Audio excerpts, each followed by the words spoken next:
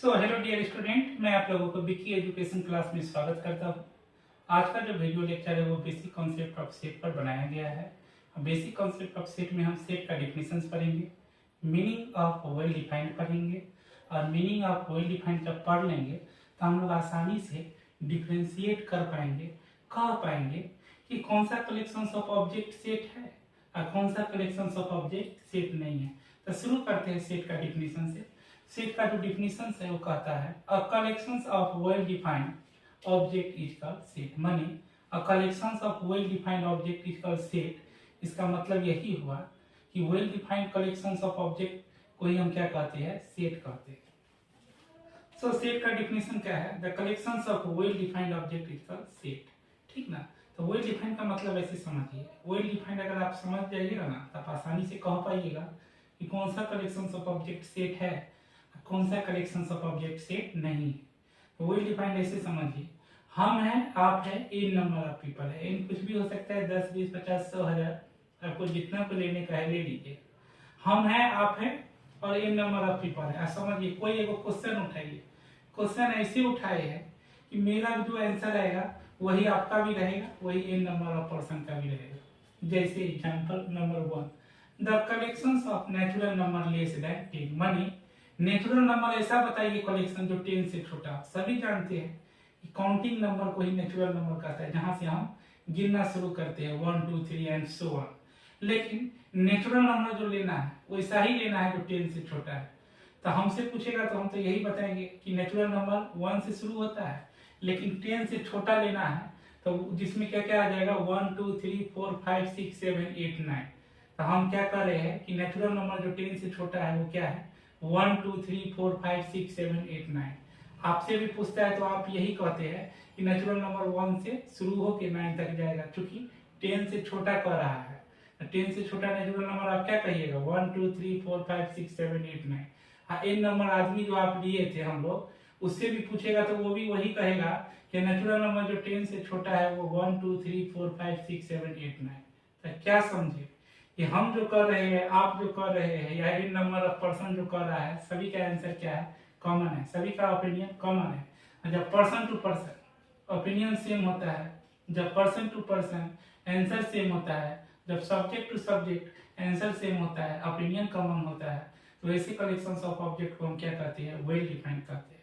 और जो collections of object well defined हो गया वो सेट हो गया। तो ये वेल डिफाइंड है तो ये सेट है। The collections of river of India, हम हैं, आप हैं, फिर एन नंबर आदमी है। तो हमसे पूछेगा तो collections of river of India में क्या क्या आएगा। जहां तक जान रहे हैं इंडिया में क्या क्या है, गंगा नदी है, हमारा सबसे फेमस नदी है गंगा नदी है, सोन नदी है, गंडक नदी है, भागीरथी नदी है, और कौन सा नदी है ये, कृष्णा नदी है, और सरस्वती है, सरयुग नदी है, मंदाकिनी है, ताप्ती है, ऐसे करके बहुत नदी है। आपसे भी पूछेगा तो आप भी यही कहिएगा सर गंगा नदी है, ब्रह्मपुत्रा नदी है, सोन नदी है, मंदाकिनी है, सरयुग नदी है। एन नंबर जो आदमी लिए थे उससे भी पूछेगा तो वो भी यही चीज आंसर देगा जितना हमने आपने दिया है, वो लोग भी देगा। तो क्या देख रहे हैं हम, आप और एन नंबर ऑफ पीपल सभी का ओपिनियन सेम है। और जब सभी का ओपिनियन सेम रहता है, सभी का एक ही आंसर रहता है, कलेक्टिव आंसर रहता है, ऐसे कलेक्शंस ऑफ ऑब्जेक्ट को हम वेल डिफाइन कहते हैं। और जब वेल डिफाइन कलेक्शन हो गया तो सेट हो गया, तो ये भी क्या है, सेट है। सो कुछ एग्जांपल लिए है, कलेक्शंस ऑफ ऑब्जेक्ट में कौन सा सेट है और कौन सा सेट नहीं है, on the basis of well defined के मदद से कहेंगे। मतलब समझेंगे कि कौन वेल डिफाइंड है और कौन वेल डिफाइंड नहीं है। जो collections of object well defined हो जाएगा इसमें वो सेट हो जाएगा, और जो collections of object well defined नहीं होगा वो सेट नहीं होगा। तो ऐसे समझिए, पहला सवाल है the collection of vowels of an English alphabet. तो वॉवेल्स ऑफ इंग्लिश अल्फाबेट का कलेक्शन सेट है कि नहीं है, इस चीज को सबसे पहले ये चीज टेस्ट करते हैं कि वेल डिफाइंड है कि नहीं। और वेल डिफाइंड टेस्ट करने के लिए क्राइटेरिया क्या बताया है, हम हैं, आप हैं, ए नंबर ऑफ पीपल है। और सभी जानते हैं, हमसे अगर पूछता है तो हम जानते हैं कि 26 अल्फाबेट्स होते हैं, जिसमें से 5 वॉवेल्स होता है, 5 जो है वॉवेल्स होता है, that is A E I O U. आपसे भी पूछेगा तो आप भी तो जानते हैं कि 26 अल्फाबेट में जो वॉवेल होते हैं वो 5 ही है, that is A E I O U. N number of people उससे भी पूछता है तो वो भी वही कहता है कि वावेल्स जो है इंग्लिश अल्फाबेट में वो क्या है, ए ई आई ओ यू। तो हम क्या देखें, हम हो या आप हो या एन नंबर ऑफ पीपल हो, किसी से भी पूछता है तो सभी का ओपिनियन सेम है। और जब person to person opinion same हो जाता है, आंसर सेम हो जाता है, तो वैसे collections of object well defined हो गए। और जो वेल डिफाइंड हो गए वो सेट हो गया। तो पहले वाला क्या है, सेट है। और दूसरा समझिएगा, the collections of intelligent student of class 11। Set class 11 के लेके पढ़ रहे हैं, तो मान लेते हैं कि क्लास 11 में स्टूडेंट है, एन नंबर ऑफ स्टूडेंट है, 50 स्टूडेंट मान लेते हैं। तो लेकिन इंटेलिजेंट अपने आप में वेल डिफाइंड इसलिए नहीं है, ऐसे समझिए। फिर समझिए, यहाँ कोई बच्चा को फिजिक्स अच्छा हो, कोई बच्चा फिजिक्स में इंटेलिजेंट हो, तो कोई जरूरी नहीं है कि वो बच्चा हिंदी पेपर में भी इंटेलिजेंट हो। ऐसा हो नहीं सकता है, हो भी सकता है, हो भी नहीं सकता है, लेकिन संभावना तो ना होने का भी बन रहा है ना। जो बच्चा केमिस्ट्री में इंटेलिजेंट हो सकता है कि वो स्टूडेंट ऐसे साइकोलॉजी में इंटेलिजेंट नहीं है। और कोई स्टूडेंट मैथ में अच्छा है, हो सकता है वो केमिस्ट्री में इंटेलिजेंट ना हो। और जिसका मैथ अच्छा है, हो सकता है वो हिंदी में इंटेलिजेंट ना हो। किसी का फिजिक्स अच्छा है, हो सकता है उसका अकाउंट में इंटेलिजेंट ना हो। तो हम क्या देख रहे हैं, ये जो इंटेलिजेंट है इस सब्जेक्ट पर क्या कर रहा है, बदल रहा है। एक व्यक्ति का जो मैथ में इंटेलिजेंट है वो अकाउंट में इंटेलिजेंट न होने का संभावना बन रहा है। हो सकता है वो अकाउंट में जो अच्छा है वो फिजिक्स में अच्छा ना हो। तो पर्सन टू पर्सन क्या है, ओपिनियन चेंज कर रहा है। मतलब ये जो इंटेलिजेंट है ये पर्सन टू पर्सन बदल रहा है। और जब पर्सन टू पर्सन ओपिनियन बदलता है, ऐसे collections of object well defined नहीं कहलाते हैं। और जो वेल डिफाइंड नहीं कहलाते हैं वो सेट नहीं कहलाते हैं। तो ये क्वेश्चन 2 वाला सेट नहीं है। थर्ड में देखिए, मुंशी प्रेमचंद एक नोवेलिस्ट थे, उनका कुछ नोवेल लिखा हुआ है। अगर हम जानते हैं, आप भी जानते हैं, इन नंबर ऑफ पर्सन भी जानता है, तो सभी कह सकते हैं उनके द्वारा नोवेल लिखा हुआ। मान लीजिए ABCDEFG, ठीक है, जितना भी नोवेल लिखे हुए हैं वो सभी कलेक्शंस क्या है, वेल डिफाइंड है। और जो कलेक्शंस वेल डिफाइंड होते हैं, मतलब पर्सन टू पर्सन सभी का एक ही ओपिनियन आएगा कि मुंशी प्रेमचंद द्वारा लिखा गया जो नॉवेलिस्ट है वो ऐसे ऐसे कुछ इस प्रकार है, जो लिस्ट है, ठीक ना। तो हम भी वही कहेंगे, आप भी वही कहिएगा, थर्ड पर्सन भी वही कहेगा। मतलब person to person opinion change नहीं कर रहा है। पर्सन टू पर्सन ओपिनियन जब चेंज नहीं करता है तो वो collections of object well defined है। और जो वेल डिफाइंड है वो सेट हो गया। The collections of all the month of the year beginning with letter J. हम सभी जानते हैं, हम, आप और इन नंबर ऑफ पर्सन, ये 12 अंग्रेजी मंथ होता है। जनवरी, फरवरी, मार्च, अप्रैल, मई, जून, जुलाई, अगस्त, सितंबर, अक्टूबर, नवंबर, दिसंबर। और जे से शुरू होने वाला जो होता है मंथ, उसका नाम है जनवरी, जून, जुलाई। ये हम जानते हैं। 12 मंथ में जो जे से शुरू होता है वो जनवरी है, जून है, जुलाई है। आपसे भी पूछता है तो आप यही कहिएगा कि जे लेटर से शुरू होने वाला जो अंग्रेजी मंथ है वो जनवरी है, जून है, जुलाई है। और एन नंबर व्यक्ति जो है उससे भी पूछेगा तो हर एक व्यक्ति यही जवाब देगा कि जे लेटर से शुरू होने वाला अंग्रेजी मंथ जो है सो जनवरी है, जून है, जुलाई है। तो हम क्या कंक्लूड किए, हम क्या समझे कि पर्सन टू पर्सन, चाहे हम हो, आप हो या एन नंबर ऑफ पर्सन है, सभी का ओपिनियन सेम है। और जब person to person opinion same रहता है, person to person answer same रहता है, वैसे collections of object well defined है। और जो collections of object well defined है वो सेट हो गया। तो ये सेट है। 5th नंबर में देखिए, the collections of all the days of week beginning with letter S. मतलब सप्ताह में 7 दिन होते हैं, Sunday, Monday, Tuesday, Wednesday, Thursday, Friday, Saturday. लेकिन उसमें कहता है एस लेटर से शुरू होने वाला डेज का नाम क्या है।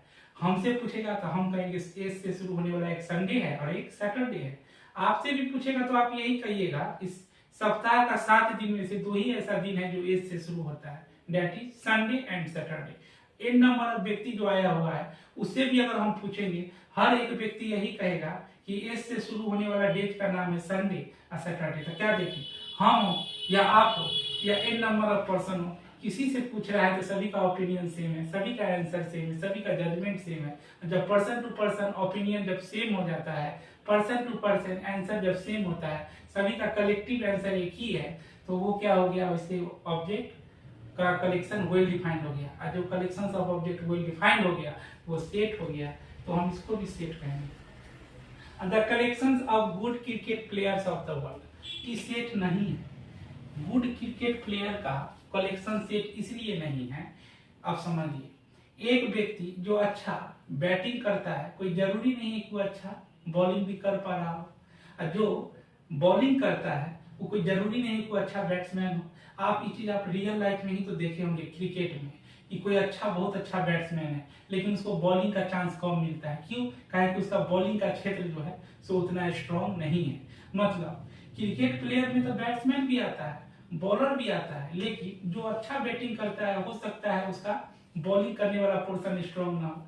आप देखे होंगे जो बॉलर्स होता है उसको जनरली बाद में सबसे बाद में उतारता है बैट्समैन के लिए, ठीक ना। इसका मतलब जो बॉलिंग अच्छा कर रहा है हो सकता है वो बैटिंग में कमजोर हो, और जो बैटिंग अच्छा कर रहा है हो सकता है वो बॉलिंग में कमजोर। इसका मतलब क्या देख रहे हैं, ये जो गुड का डिफिनीशन बदल रहा है। कोई अच्छा बल्लेबाज है, कोई अच्छा गेंदबाज है, मतलब पर्सन टू पर्सन गुड्स का मतलब बदल रहा है। और जब पर्सन टू पर्सन ये जो गुड्स का क्वालिटी बदल रहा है तो ये क्या हो गया, वेल डिफाइंड नहीं हुआ। और जो वेल डिफाइंड नहीं हुआ वो सेट नहीं हुआ, तो सेट नहीं है।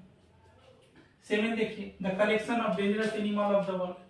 कोई आदमी को बाघ से डर लगता है, और उसी में कोई ऐसा भी आदमी होता है जो सर्कस में बाघ के साथ खेलता है, इंटरटेनमेंट करता है। तो क्या देखिए, एक को बाघ से डर लग रहा है, दूसरा बाघ के साथ खेल रहा है, ठीक ना। तो ये वेल डिफाइंड नहीं है। ऐसे भी समझिए कोई ऐसा भी व्यक्ति होता होगा जिसको कुत्ता से डर लगता होगा, ऑब्वियस लगता ही होगा। कोई ऐसा भी व्यक्ति है जो कुत्ता पोसता है, कुत्ता के साथ शाम में घूमने टहलने निकलता है। इसका मतलब एक आदमी कुत्ता से डर रहा है, दूसरा आदमी उसके साथ खेल रहा है, उसके साथ इंटरटेनमेंट कर रहा है। मतलब पर्सन टू पर्सन ओपिनियन क्या है, चेंज हो रहा है। पर्सन टू पर्सन डेंजरस का मतलब बदल रहा है। एक आदमी डर रहा है, दूसरा आदमी उसके साथ इंटरटेन कर रहा है। मतलब सभी के लिए डेंजरस नहीं हो रहा है। जो बात एक के लिए डेंजरस है, अगला के लिए इंटरटेनमेंट का शौक बना हुआ है। तो ओपिनियन सेम नहीं है। जब ओपिनियन सेम नहीं रहता है, पर्सन टू पर्सन डेंजरस बदल रहा है पर्सन टू पर्सन, तो ये क्या है, सेट नहीं है, सेट नहीं है। 8 नंबर में देखिए, collections of difficult topics in mathematics.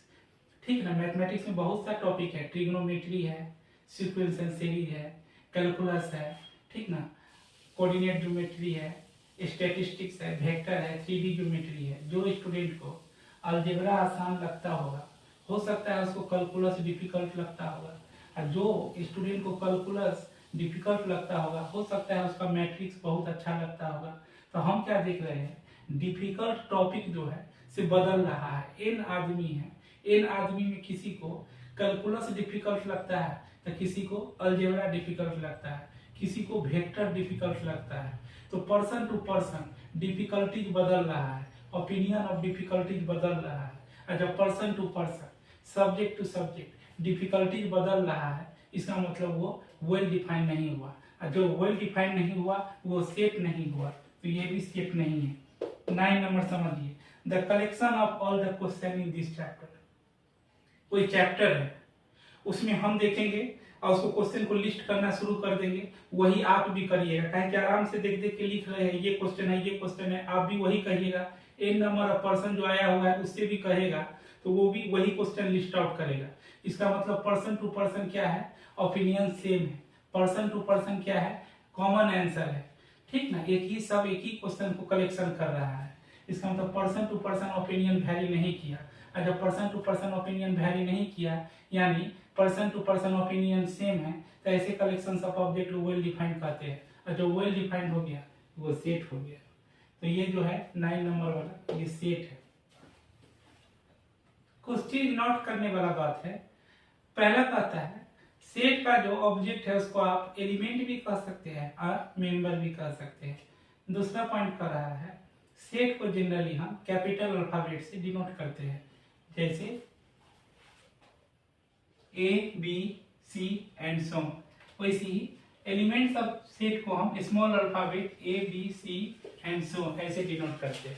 एक एग्जांपल लेते हैं, उसी से समझ जाइएगा। मानिए कोई सेट है, तो कोई सेट ए लेते हैं, उसको कैपिटल अल्फाबेट से डिनोट करते हैं। इस सेट है तो इसका कुछ एलिमेंट भी होगा। मान लीजिए A है, B है, C है, D है। तो हम क्या देखें, सेट को कैपिटल अल्फाबेट से डिनोट करते हैं, उसका जो एलिमेंट है, ठीक है ना, उसको स्मॉल अल्फाबेट से डिनोट करते हैं। वही इस पॉइंट नंबर 2 कर रहा है, इस सेट को कैपिटल अल्फाबेट से ही डिनोट करेंगे। A हो, B हो, C हो, D हो, E हो, जी हो, एच हो, कुछ भी लेते हैं, डब्ल्यू लेते हैं, उसको हमेशा कैपिटल अल्फाबेट से ही लेंगे। उसके एलिमेंट जो होगा उसको स्मॉल अल्फाबेट से लेंगे। यही जो एलिमेंट है इसी को ऑब्जेक्ट भी कहते हैं और इसी को मेंबर भी कहते हैं। माने ए बी सी डी जो है सेट ए का ऑब्जेक्ट भी कह सकते हैं, एलिमेंट भी कह सकते हैं और मेंबर भी कह सकते हैं। और समझिएगा कुछ सिंबल है, इस सिंबल को हम बिलोंग्स टू कहते हैं। ग्रीक लेटर इसको एप्सिलॉन है, सेट में इसको हम बिलोंग्स टू सिंबल से जानेंगे। जैसे एक्स अगर सेट ए का एलिमेंट है, यहाँ देखिए अगर कोई सेट ए जिसको कैपिटल अल्फाबेट से डिनोट किए और उसका एलिमेंट है एक्स, ठीक है। अगर एक्स जो है सेट ए का एलिमेंट है तो उसको हम कहेंगे if X is an element of set A, तो इसको हम ऐसे लिख सकते हैं कि X belongs to set A. माने स्मॉल एक्स जो है सेट ए का एलिमेंट है तो हम लिख सकते हैं x belongs to set A. लेकिन अगर नहीं रहेगा तो हम लिख सकते हैं x does not belongs to A.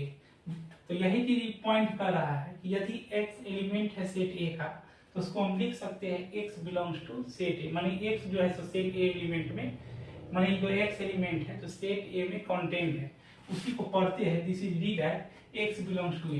ये मैथमेटिकल सिंबल है, माने एक्स जो है ए में है, सेट ए में एलिमेंट है, उसी को ये स्टेटमेंट से कहते हैं x belongs to set A. अगर एक्स नहीं है एलिमेंट सेट ए का तो उसको हम कहते हैं x does not belongs to set A. वही चीज यहाँ स्टेटमेंट में लिखा है, मैथमेटिकल सिंबल में है और ये स्टेटमेंट में है X does not belongs to set A. अभी ये एग्जांपल करेंगे ना तो इसका सब मतलब समझ में आ जाएगा।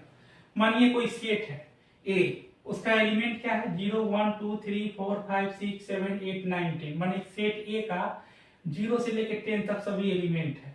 अब हमको ब्लैंक स्पेस में बिलोंग्स टू या डज नॉट बिलोंग्स टू, ये जो सिंबल है ये बिलोंग्स टू का है, ये जो सिंबल है ये क्या है डज नॉट बिलोंग्स टू का है। तो ये सेट ए का एलिमेंट को देखते हुए ये ब्लैंक स्पेस को भरना है। तब यहाँ देखिए 4 जो है सेट ए का एलिमेंट है, तो 4 जो है सेट ए का एलिमेंट है, तब 4 बिलोंग्स टू सेट ए कहेंगे। 12 है, इसमें कहीं भी 12 है, सेट ए में कहीं भी एलिमेंट 12 है नहीं है। जब 12 सेट ए में नहीं है तो उसको हम कहेंगे 12 does not belongs to set A. -2 कहीं भी है, ये जो सेट ए है उसमें कहीं भी -2 है, जब -2 नहीं है तो हम कहेंगे -2 does not belongs to set A. -4 कहीं है, कहीं -4 नहीं है तो हम कहेंगे -4 element does not belongs to set A. 0 कहीं है, हाँ 0 है, यहाँ देखिए सेट ए में 0 है, 0 बिलोंग्स टू सेट ए। 5 है, 5 भी एलिमेंट सेट ए में है तो हम कहेंगे 5 बिलोंग्स टू सेट ए। यही है बिलोंग्स टू का मतलब, जो एलिमेंट सेट में है वो बिलोंग्स करेगा, ठीक ना। 4 जो है तो सेट ए में है तो बिलोंग्स किया, -2 नहीं है तो डज नॉट बिलोंग्स टू किया, यही है।